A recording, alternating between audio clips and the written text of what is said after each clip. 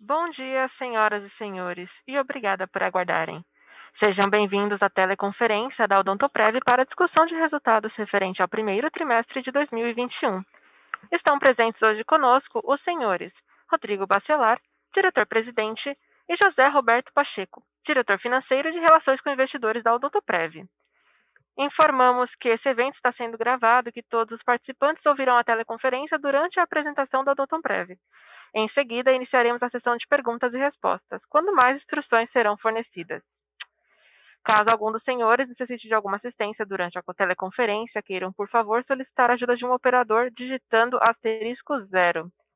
Este evento também está sendo transmitido simultaneamente pela internet via webcast, podendo ser acessado no endereço www.odontoprev.com.br/ri, onde se encontra disponível a respectiva apresentação. A seleção dos slides será controlada pelos senhores. O replay deste evento estará disponível logo após seu encerramento. Antes de prosseguir, gostaríamos de esclarecer que eventuais declarações que possam ser feitas durante a teleconferência, relativas às perspectivas de negócio da Odontoprev, projeções, metas operacionais e financeiras, constituem-se em crenças e premissas da administração da companhia, bem como informações atualmente disponíveis para a Odontoprev. Considerações futuras não são garantias de desempenho, envolvem riscos, incertezas e premissas, pois se referem a eventos futuros e, portanto, dependem de circunstâncias que podem ou não ocorrer. Investidores e analistas devem compreender que condições gerais, condições do setor e outros fatores operacionais podem afetar os resultados futuros da Odontoprev e podem conduzir a resultados que diferem materialmente daqueles expressos em tais considerações futuras.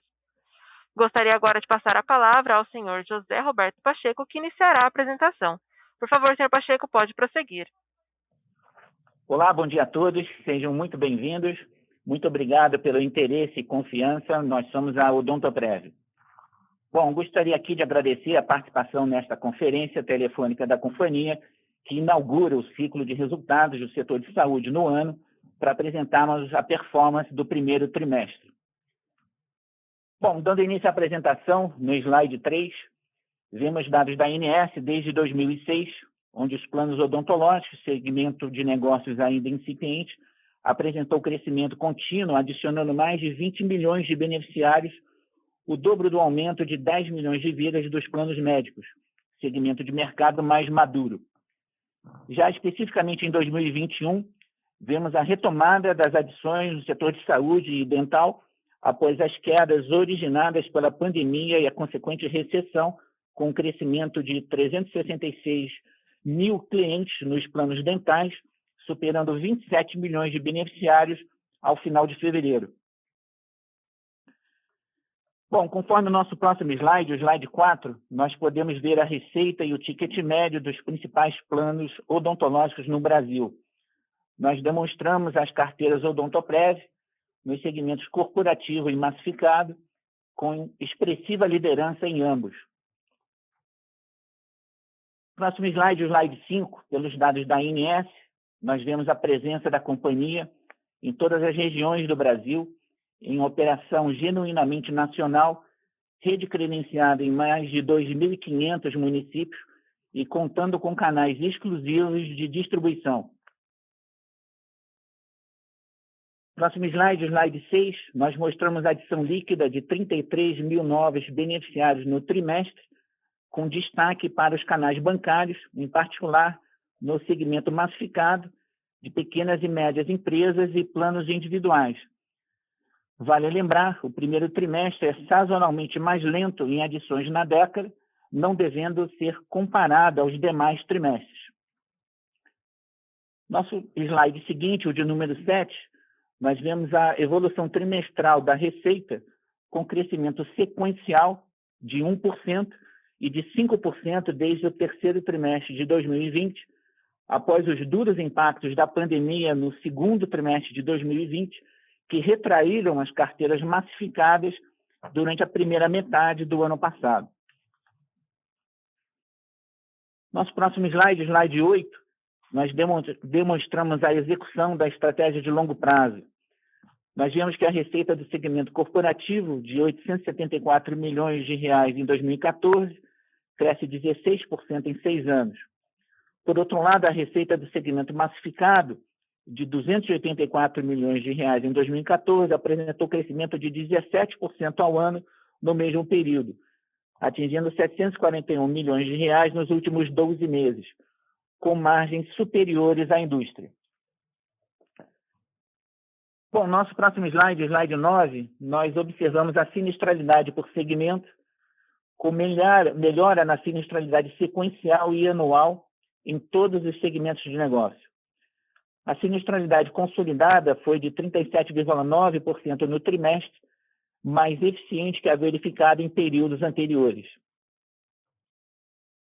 Bom, passando para o nosso próximo slide, o slide 10, nós vemos que a PDD foi de 1,9% no trimestre, abaixo do patamar histórico, principalmente pela transição e crescimento da carteira massificada junto aos canais bancários.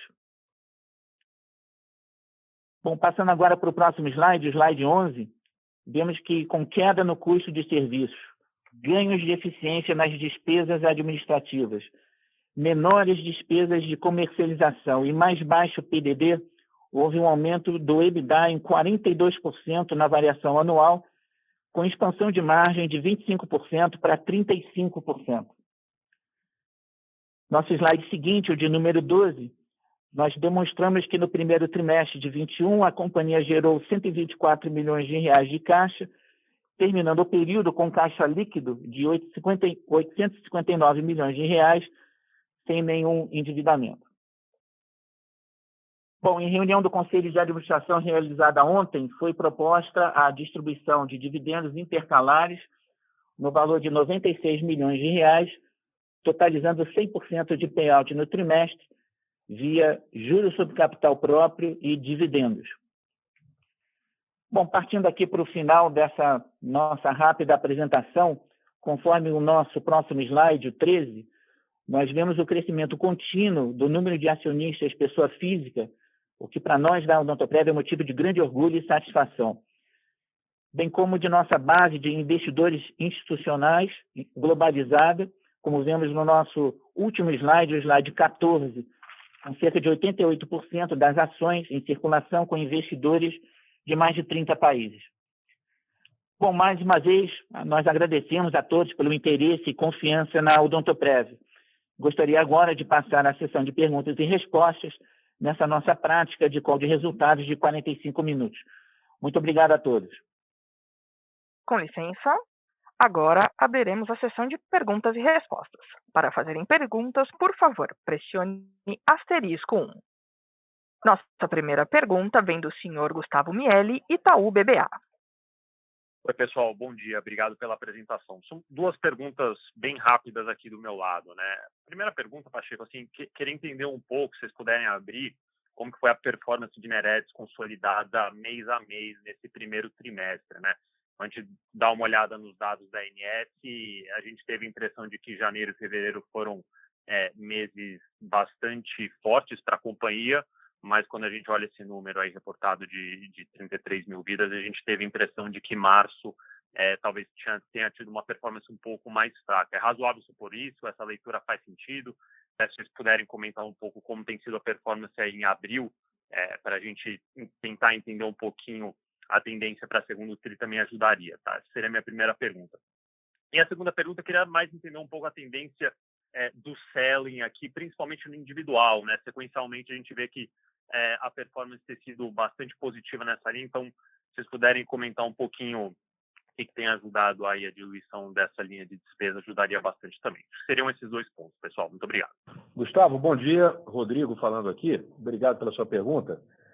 Em relação à abertura mês a mês, o que a gente vê de fato foi um janeiro e fevereiro que vieram fortes, e depois, o que aconteceu? O que a gente está vivendo hoje é um efeito Covid do ano passado, mas bem mais amortecido tanto no lado do sinistro quanto do lado das vendas, tá? Então, janeiro e fevereiro eram fortes e março, na verdade, esse ano a Covid fez o lockdown, começou aí em fevereiro, diferentemente que foi março ano passado. Então, a gente teve os shopping centers fechando, tudo isso, e, de novo, restrições de mobilidade. Então, a gente teve um março realmente que já capturou, fevereiro capturou um pouco disso, principalmente nos canais individuais e parcerias de varejo, e março, então, foi a hora que isso aí tocou de maneira mais forte, tá? Mas, independente disso, porque está absolutamente concentrado nos canais varejistas, a gente teve aí nos 3 meses performances positivas nos outros segmentos, tá? Acho que o Pacheco quer complementar também. Só para complementar, Gustavo, a questão da sala da situação da ANS, ela não é uma proxy perfeita. Então, a base cadastral é diferente, existem ajustes estatísticos que muitas vezes acontecem junto à ANS. Então, assim, a gente recomenda sempre, historicamente, cautela na análise dos números mensais da sala da situação, porque eles não refletem a base efetivamente da companhia. Bom, complementando aí na sua segunda pergunta com relação à despesa de comercialização, esse é um item interessante de provável expansão de margem no futuro, uma vez que boa parte da despesa de comercialização é originada nos planos individuais e tem havido uma migração contínua nos planos individuais, passando do segmento de varejo para o segmento bancário, e o segmento bancário tem níveis de comercialização mais baixos. Além disso, a companhia tem sido muito vocal em renegociar, em reequacionar o nível de comissionamento com alguns parceiros no segmento de varejo. Então, isso, desde meados do ano passado, tem permitido, no final da história, ter uma despesa de comercialização nos planos individuais menor do que a gente verificou nos últimos anos, tá? Era isso. Obrigado. Legal, Rodrigo e Pacheco, super claro. Obrigado. Com licença, a nossa próxima pergunta vem de Maurício Cepeda, Credit Suisse. Oi, Pacheco, Rodrigo, bom dia. Obrigado pelo tempo. Duas perguntas também. A primeira questão da sinistralidade está bem baixa. Então, eu queria saber se um pouco mais de explicação, né, o que está por trás desse fenômeno, se de fato é uma utilização menor, né, ou se pode ter outros fatores que levaram a isso. Em consequência, entender, né, se caso a utilização esteja muito menor, se isso não poderia criar um desinteresse por planos dentais, ou mesmo se aproveitando esse sinistro, seria possível reduzir ticket e aí tentar um crescimento mais agressivo. A primeira pergunta da sinistralidade. E a segunda, fazendo aquele follow-up, né, de canais comerciais, e como está a evolução para buscar outros canais comerciais além do bancassurance, né, e além das lojas de varejo. Obrigado. Maurício, bom dia. Obrigado aí pelas suas perguntas. Em relação à sinistralidade, como eu comentei aí na primeira pergunta do Gustavo, a gente está observando um efeito parecido com o da primeira onda, só que amortecido. Amortecido tanto na parte ruim que nos toca, que é a parte de receita e queda de vidas, como amortecido também na parte positiva para efeito de resultado, que era o custo de sinistralidade. Tá? Então, o que a gente vê? Os dentistas já se vacinaram. Então, os dentistas estão lá fazendo o seu trabalho de ligar para os pacientes, de falar, faz tempo que você não vem aqui, dá um pulinho aqui, por favor, eu já estou vacinado, etc. E as pessoas, a população, de modo geral, já sendo vacinada também. Já temos aí próximo de 30 milhões de pessoas vacinadas no Brasil. Então, a sinistralidade que a gente percebe agora tem a ver, sim, com o lockdown aí de fevereiro e março, sem dúvida nenhuma que isso aí tocou, e tem a ver também com o próprio LE, que agora está absolutamente já dominado, sob controle, tá? Então, acho que tem esses dois efeitos, vocês também fizeram as contas expurgando um efeito das provisões não técnicas e das provisões técnicas, etc. Então, acho que está em linha com o que a gente está comentando aqui, de que o sinistro, eu não acho que vá por esse ponto que você falou, acho que é um efeito muito pontual. A gente tem a vantagem de apenas ao redor de 15% da sinistralidade que não acontece por um efeito de lockdown. Só 15% tem a chance de voltar a acontecer, porque quando você separa por urgências, emergências e apertos ortodônticos no aparelho, etc., isso aí você, se não fez num mês, você não faz 3, 4 vezes para compensar os meses que você não fez, né? Ou você teve o problema ou você não teve, e no caso de manutenção ortodôntica, você faz uma vez por mês.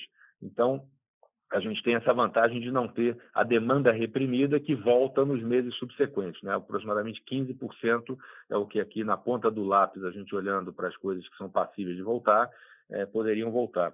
Então, eu acho o seguinte, a sinistralidade vai voltar ao normal, mas vai voltar ao normal na maneira normal controlada, que é numa operação dental, tá? E com toda a parte de controles que nós temos aqui, com a excelência da auditoria clínica operacional e com uma série de ferramentas cada vez mais desenvolvidas junto aos dentistas, e de inteligência também dentro da companhia, de avaliação das fichas e dos tratamentos e tudo isso que nos levam. Então, e como você disse, eu acho assim, não vai ter o problema de não verem valor e vai ter, pelo contrário, o outro lado bom, que vai voltar sim, as pessoas vão usar e vão valorizar e vão gostar. Tá?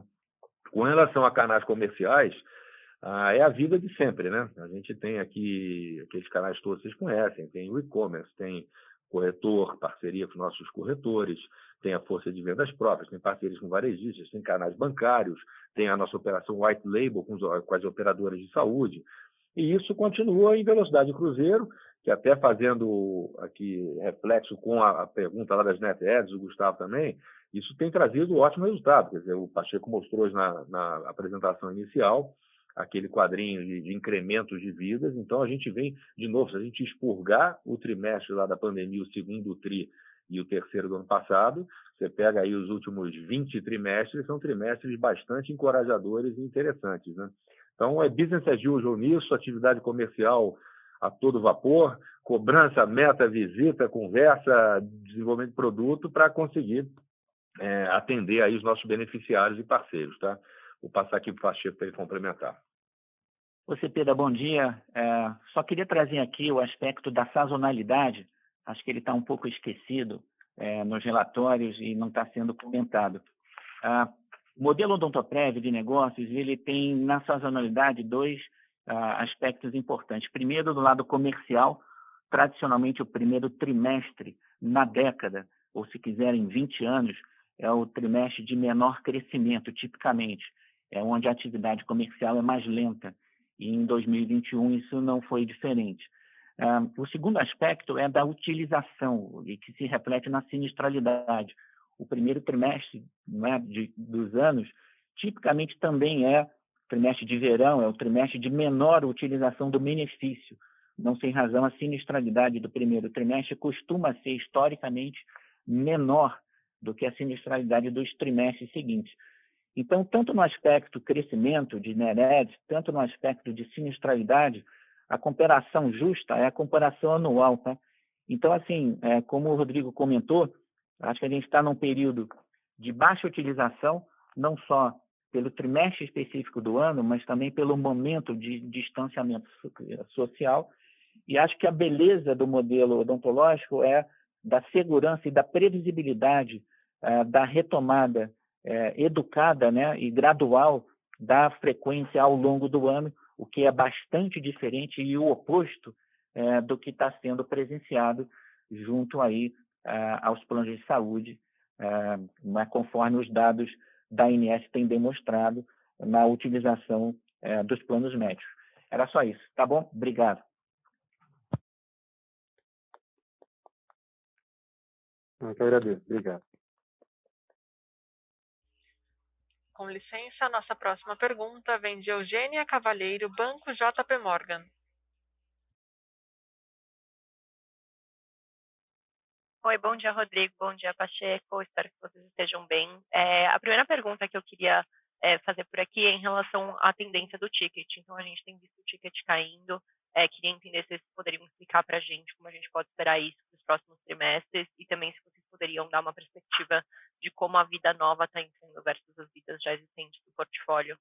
A segunda pergunta é em relação ao crescimento inorgânico. Então, queria saber se vocês poderiam passar para a gente um pouco mais da estratégia de M&A de vocês agora, depois da aquisição que vocês fizeram aí em dezembro da Mogi Odonto e da Boutique Dental, o que a gente poderia esperar nessa frente. Obrigada.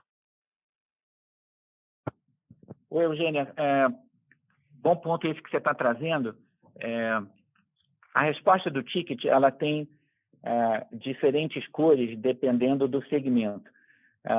A gente vê no segmento corporativo o apoio numa atividade comercial baseada em contratos que têm um duration de longo prazo. Quer dizer, então, é uma prestação de serviços voltada a contratos plurianuais. Então, em momentos de menor utilização do benefício, dado o distanciamento social, é natural que haja uma frequência menor, portanto, uma tendência de não reajuste e manutenção dos tickets, em alguns casos até de tickets menores, e que certamente vão ser recompostos, né, ao longo dos anos. Então, essa é a realidade dos planos empresariais, nos planos de grandes empregadores, e que a gente precisa endereçar aqui nos planos massificados. Começando pelos planos para pequenas e médias empresas, nós temos sentido uma elasticidade de preço favorável, não sem razão. Em 2020, a receita e o ticket cresceram no segmento de planos para pequenas e médias empresas, apoiada em lançamento de novos produtos. Isso prossegue agora em 2021 e a gente vê uma oportunidade interessante de mercado junto à distribuição bancária no segmento de planos para pequenas e médias empresas. Bom, finalmente, com relação aos planos individuais, aí são basicamente dois grupos de planos. Os planos em bancos e os planos em varejistas. Começando pelo último, pelos planos em varejistas, a gente tem observado a oportunidade de reajuste positivo, de atualização de preço e de ticket em alguns acordos de distribuição private label. Nos canais bancários, aí, assim, a distribuição de produtos de menor ticket e maior retenção, isso tem acontecido ao mesmo tempo em que a gente tem, especialmente em alguns produtos, um ticket muito superior, chega a ser expressivamente mais alto em alguns produtos de nicho distribuídos dentro dos canais bancários. Então, acho que a gente tem múltiplas respostas aqui. No fundo, o portfólio e a base de distribuição da companhia ela é ampla o suficiente para a gente ter um comportamento de variação no final da história. Você vê, Eugênio, uma variação muito modesta do ticket médio, certamente muito mais modesta do que tem sido a variação de custos e despesas, resultando, portanto, numa expansão de margem. Eu acho que essa estratégia não muda, tá? Para 2021, e a companhia tem feito uma precificação a valor e direcionada ao longo prazo, que sempre foi a nossa característica, sempre foi a nossa política. A segunda parte da sua pergunta é sobre crescimento. A Odontoprev é uma companhia que prioriza o crescimento orgânico. No entanto, a gente tem mapeado e bastante planilhado a performance de todos os players do mercado em profundo detalhe. Diria que, em havendo alguma oportunidade, Eugênia, de crescimento inorgânico, de qualidade, certamente a gente vai estar executando, não existe nenhuma razão para não fazer. Então, a gente permanece sim analisando, conhecendo no detalhe a performance em todas as regiões do Brasil, em todos os segmentos de mercado, e, mais uma vez, em havendo alguma oportunidade de crescimento inorgânico, seja por parceria, seja por própria aquisição, ou mesmo desenvolvimento de novas tecnologias, vamos estar olhando isso aí com muito carinho, bastante de perto. Obrigado, gente. Com licença, a nossa próxima pergunta vem de Leandro Bastos, Titi. Oi, pessoal, bom dia. Só um follow-up aqui da parte da sinistralidade do meu lado, mas focando no individual, né? Só queria entender aqui, se vocês puderem comentar, assim, qual que é o patamar de sinistralidade que a gente pode esperar para esse canal, né? Até em função de não ter mais o efeito das provisões não técnicas e também dessa mudança no mix que o Pacheco comentou, né? Do varejo para o bancário. É isso do meu lado. Obrigado. Bom dia, Leandro. Tudo bem? Acho que a melhor maneira de a gente pensar em sinistralidade é a gente olhar o histórico, tá? Então, e olhar sempre o ano fechado, porque tem a questão de sazonalidade que o Pacheco já mencionou aqui, que é muito importante, né? Então, o primeiro trimestre, por exemplo, é o mais baixo, o terceiro tri é o mais alto, e por aí vai. Isso ao longo de 2006 para cá, observando os dados públicos, né, desde a abertura de capital, sempre se comporta assim. Então, acho que se você pegar como foi este histórico ali, isso dá mais ou menos uma boa proxy do que a gente pode esperar para frente, né? Então, tem períodos, por exemplo, de desemprego alto, de atividade econômica mais baixa, você pode esperar um determinado comportamento, né? Por exemplo, quando vem uma onda de desemprego grande, um pouco mais prolongada, as pessoas usam muito mais, porque estão perdendo emprego, querem usar aquele benefício que tem, e normalmente aqui no Brasil, quando a pessoa é dispensada, ela conserva os benefícios por 3 meses, e mesmo as pessoas que estão empregadas acabam se comportando como se desempregados estivessem, porque tem medo de amanhã poderem ser dispensados. Então, a gente viu isso, por exemplo, no ano de 2016 e 2017, de maneira bastante pronunciada. Então, basicamente, você pode ter um pico num trimestre ou no outro, dado uma situação, mas se pegar o histórico de 2006 para cá, você vai ver bastante, a flutuação é bastante previsível dentro dessa faixa que você vai observar ali. Ô, Leandro, só para dar uma cor aqui, a sinistralidade do individual, ela deveria ser a menor da carteira, porque esse é um produto de maior risco, risco de seleção adversa, risco de inadimplência e mesmo o risco do churn.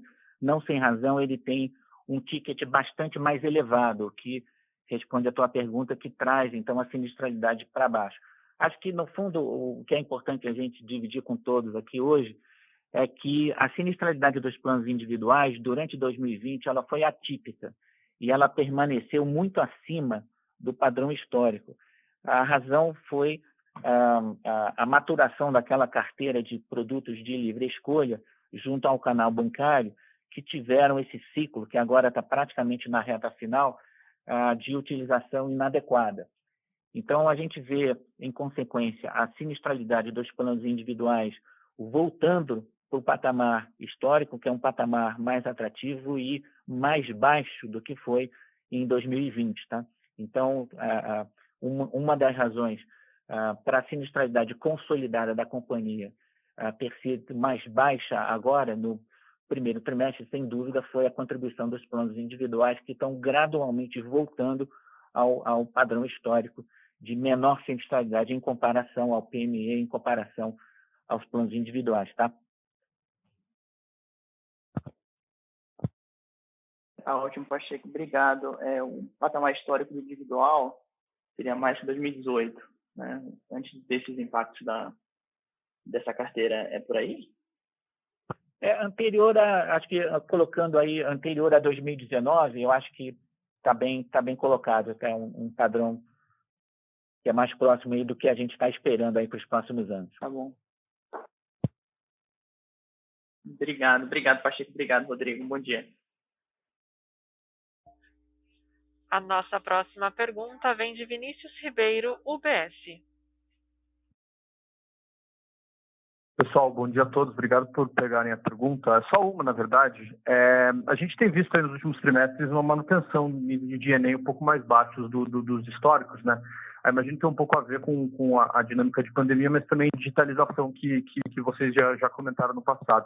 Então, eu queria entender se esses ganhos de eficiência potenciais aí, dá para a gente, digamos, perpetuar e assumir que para frente esses ganhos vão se manter, ou se tem algum tipo de investimento estruturante que vocês, porventura, vão fazer, ou algum tipo de investimento em outros negócios para, seja desalavancar algum tipo de crescimento, ou entrar em outro tipo de negócio, obviamente, correlato ao business de dental. Porque como a gente tem visto outras empresas de saúde, que obviamente vocês sabem de quem que eu estou falando, de alguma maneira tentando investir um pouco desses ganhos de eficiência em novas oportunidades de crescimento.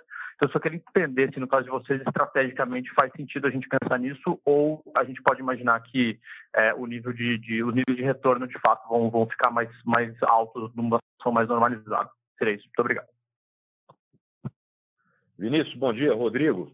Acho que você trouxe aqui um ótimo ponto, né? Porque a luz, o foco, tem dado muito sobre a carona que a gente pegou na sinistralidade por causa da pandemia, por causa do lockdown, mas teve um trabalho aqui muito bacana realizado aqui por todas as diretorias da Odontoprev, de concentração, redução, produtividade, inovação, digitalização. Então, foi um trabalho bastante pesado de aprender como é que a gente pode, diante, primeiro, de uma situação nova, e otimizar e trazer eficiência para as nossas operações.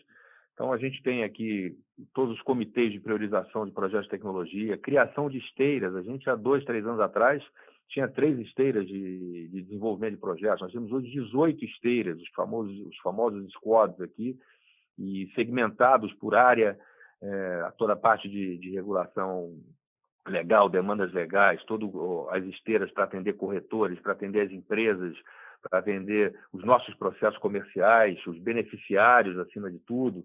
Então, acho que quando a gente fala de despesa geral administrativa, a gente tem aqui um arsenal que a gente vem trabalhando há 3 anos e mais intensamente nos últimos 2 anos, e com a pandemia aí repriorizando algumas dessas tarefas, né, para que essa economia que foi feita, ela seja, de fato, venha para ficar. Então, eu acho que você está correto em assumir essa premissa. Acho que um pedaço grande, mas muito grande mesmo, dessa economia que a gente está fazendo, ele vai permanecer. Vou dar um exemplo para você. A gente tem uma operação que a gente faz rescaldos em empresas. Sabe que a empresa pode contratar o produto no modelo compulsório, onde ela paga lá para todos os funcionários, ou ela pode usar a musculatura dela para negociar um preço melhor, e aí oferece aos funcionários e diz, olha, quem quiser aderir, adere. Como os funcionários que aderiram, parte deles ao longo de um ano saem e vão para outras empresas, e dos que não aderiram também acontece o mesmo fenômeno, você tem que voltar nessas empresas de tempos em tempos para fazer uma divulgação novamente do produto, contar dos benefícios, tudo isso. Então, a gente chama isso de operação de agenciamento, e isso a gente, dependendo do caso, consegue fazer uma equipe em 3 dias, fazer uma reunião dessa. Se a gente estiver falando aqui de uma empresa no interior, por exemplo, do Mato Grosso, algum lugar que o cara tem que pegar um avião, alugar um carro, dirigir 200, 300 quilômetros, etc. E aí, com esses desenvolvimentos sistêmicos e tudo isso, e com a pandemia mostrando que a gente é capaz de se reunir de forma virtual também, a gente tem conseguido, por exemplo, há coisa de 1 mês e meio, 2 atrás, colocar 550 funcionários de uma empresa no mesmo tempo, num determinado evento, para explicar para eles. Então, nós estamos falando aqui de economia de tempo, nós estamos falando aqui de capacidade de fazer mais desses eventos com mais empresas. Então, toda a parte de viagens, toda a parte que o Pacheco sempre menciona também, né, de carteirinha. Por que a carteirinha física e não a carteirinha digital? E isso acaba tocando também não só a parte do plástico, como também a parte de correio, despesas de correios. Com isso, também estamos falando de escritórios que podem ser mais leves, e aí entra em todo o tema de locação e de aluguéis, né? Então, a gente tem, na verdade, um horizonte assim, enorme de atividades sendo feitas nos aplicativos para corretores, nos aplicativos para beneficiários, onde você tira o papel de maneira bastante enfática e você começa... A gente já tinha isso, até porque essa pegada de inovação da companhia não é nova, é uma pegada que é do DNA dela. Tudo isso que eu estou falando aqui de retirar papel, de simplificar, a gente tinha isso na auditoria clínica operacional já. A coisa de 4, 5 anos atrás, que a gente já tinha aí quase 90% das imagens chegando digitalizadas, ao invés de ser o papel físico, ou o filme, né, como é chamado, e a gente tem hoje aí próximo a 96%, 98% das imagens que já nascem digitais na ponta para a nossa análise. Então, o que a gente fez foi conseguir rolloutar toda essa pegada de inovação e de economias nesse sentido, tornar a vida mais fácil, e até isso toca também todo o tema da sustentabilidade, né? De meio ambiente, tudo isso. E a gente conseguir também trasladar isso para toda a parte de beneficiários, de corretores, de RH de empresas, de dentistas, toda a nossa rede. Então, isso é muito importante e, claramente, a gente incorporou grande parte desses números que vocês veem de economia, isso estará incorporado daqui para frente, tá? Não sei se o Pacheco quer complementar alguma coisa. Eu acho que esse ponto que o Vinícius está trazendo, né, Rodrigo, ele é muito bom, ele é exatamente o foco estratégico da companhia, que fica cada vez mais claro através dos ganhos contínuos de DNA que estão sendo patrocinados por tecnologia. Então, esse processo digital, Vinícius, ele não para, ele está muito bem iniciado, e acho que a conclusão é bem clara. São ganhos permanentes de margem da companhia, originados por esse grande esforço, né, estratégico de priorização digital. Eu acho que ele veio para ficar e está nos trazendo aí a patamares de retorno bastante aí superiores ao que a gente estava entregando na última década.